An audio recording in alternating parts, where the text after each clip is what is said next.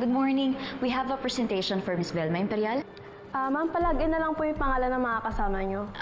Nakapag-login na kami sa baba. Pasensya na, late na kasi kami. Ma'am, kailangan po. Ako po kasi napapagalitan. Sige. Noreen? Is there a problem? Sir, good morning. No, there's no problem. It's just that we're so late for the presentation, but I still have to log in their names. Don't worry, we'll head inside, okay? Oh, they're with me. Let them pass. Okay, Sir Alex. Thank you.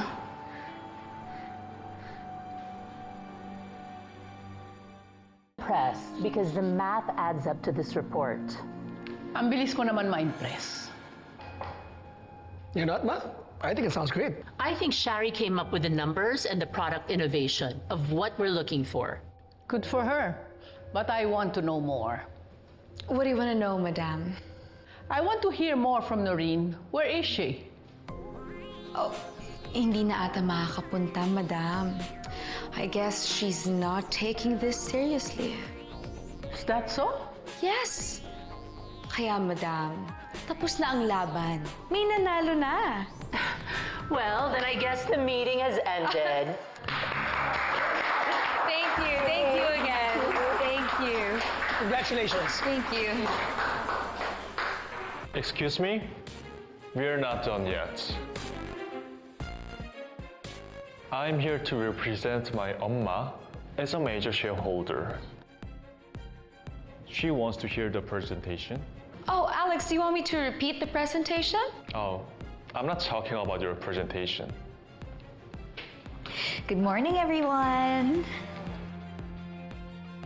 Noreen Alfonso po, ready to present.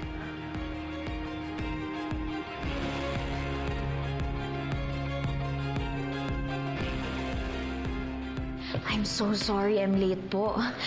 Inutusan pa po kasi ako ni Miss Shari na bumili ng coffee for everyone. Napakamaalaga at sobrang bait. Well, that's very considerate of you. Actually, we can also be considerate to you. Noreen, tell us. What do you have for us? No.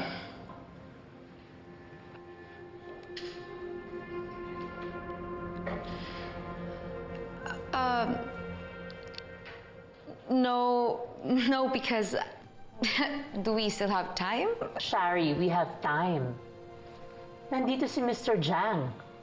Huwag naman natin sayangin yung oras niya.